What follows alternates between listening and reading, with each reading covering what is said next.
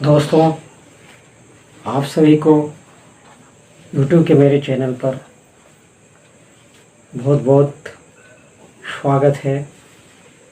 और मैं जो अभी विषय है मेरा जो टॉपिक्स है, आज का जो टॉपिक है, मैं विशेष चीज़ पर बोलने के लिए जा रहा हूँ। एक ऐसा विषय है, एक ऐसा बीमारी है, जिससे जो है आम लोग आज के समय में त्रस्त हो रहे हैं।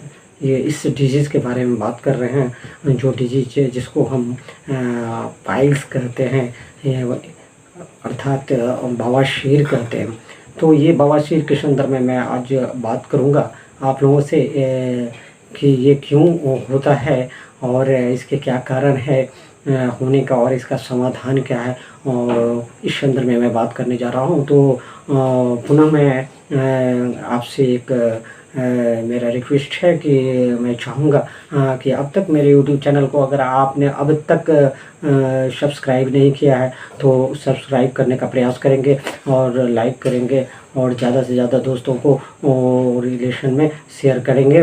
बेल आइकॉन बटन को पुश करके नए वीडियोस का जो है सो आप नोटिफिकेशन प्राप्त करेंगे। इसी के साथ मैं अपनी बातों को पुनः दोहराता हूँ कि इस तरह के जिस तरह से बवासीर होता है, शरीर में जो प्रॉब्लम होता है, जो समस्याएं आती हैं, जिससे लोग परेशान हैं अभी के समय में, उस पर मैं बात करने जा रहा हूँ कि बवासीर होने का जो कारण है, क्यों होता है और क्या है बवासीर जो है सो बवासीर को पाइल्स और हेमोराइड्स भी कहा जाता है। और ये बवासीर दो प्रकार के होते हैं, एक खूनी बवासीर है, एक बादी बवासीर। ये बवासीर इस कारण से होता है, जो हमारा दिनचर्या है, जो हमारा खान पान है, जो इस प्रकार का हो गया है, और जिसके कारण बवासीर जो होने का कारण है कि एनस में, मनुष्य के एनस में अंदर और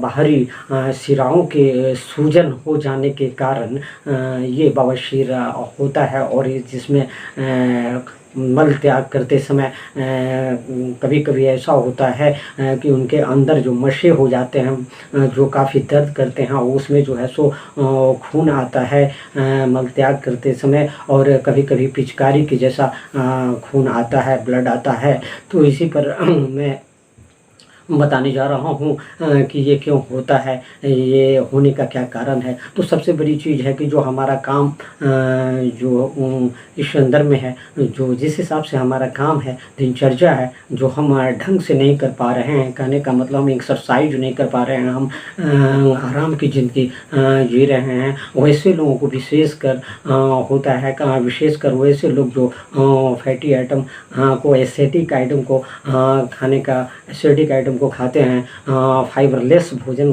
करते हैं। तो मैं पुनः याद दिलाता हूँ कि वैसे भोजन आप मत करें जिस भोजन से आपका यह बीमारी बढ़ जाता है। जिस प्रकार से आपका तला भुना हुआ चीज़ जो है सो, और जंक फूड्स जो आप खाते हैं तो उसमें ये बढ़ता है। ऑयली चीज़ जो चीज़ खाते हैं तो उससे जो है सो आपको ये बढ़ जाता है।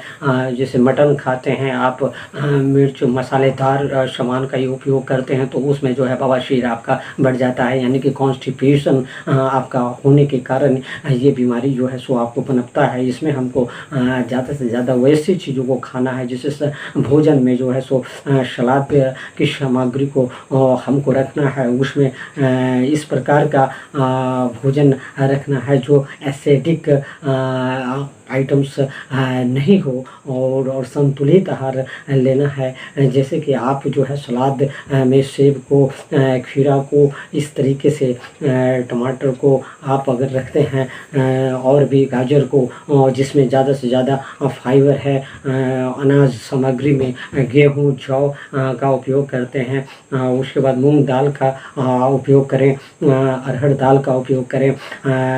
इस प्रकार से मैं बताने जा रहा हूँ कि बवासीर जो है अभी आम लोगों के बीच जो है सो लगभग प्राय सभी एज के लोगों में होने जा रहा है।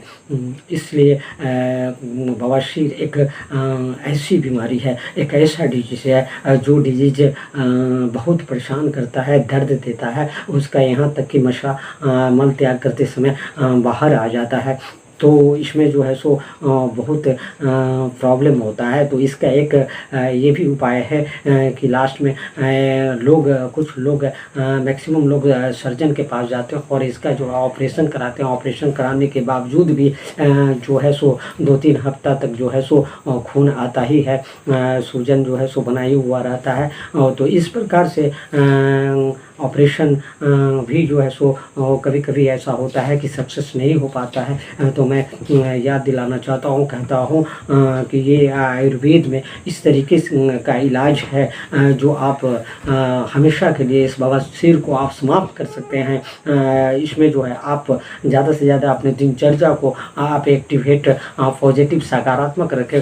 चाय और कॉफ़ी का सेवन नहीं करें, ग्रीन टी का उपयोग करें, तेल और मसालेदार समान चीज़ों का जो है उपयोग मत करें। आंवला का उपयोग करें, जिसको आप त्रिफला गुण होता है, त्रिफला का उपयोग करें। और इससे जो है सो आप जो है फ्रीजर सामान का यूज़ मत करें, जिससे मेरा कॉन्स्टिपेशन बना हुआ रहता है। उस तरह का सामान का यूज़ नहीं करें जिससे हमारा पेट क्लियर होना चाहिए। जब ये मेरा पेट क्लियर होगा, साफ होगा, प्रतिदिन हमारा स्टूल क्लियर होगा, तो इस स्थिति में मुझे बवासीर नहीं होगा। आप जिन लोगों को ये कष्ट है, जो बीमारी है, वो कृपया जो है मुझसे कांटेक्ट करें। और मेरा नंबर दिया हुआ है। मैं एक चिकित्सक हूँ और जड़ी बूटी से और मैं आयुर्वेद दवाओं से मैं आपको टिप्स देकर, सलाह देकर आपके बवासीर को कंट्रोल रखूँगा। हमेशा के लिए आपको बवासीर जड़ से समाप्त करने का प्रयास करूँगा और जड़ से समाप्त होगा। इसलिए आप ये ध्यान रखें कि आप जो है सो पुनः मैं आपसे कह रहा हूँ कि मेरा वीडियोज़ से कुछ सीखने का अगर आपको मौका मिलता है तो आप प्रयास करें हमारे यूट्यूब चैनल को सब्सक्राइब करने का। और इसी के साथ मैं अपनी बातों को विराम देता हूँ। इसी के बाद जो है सो मैं बातों को समाप्त करता हूँ। धन्यवाद। जय हिंद, जय भारत।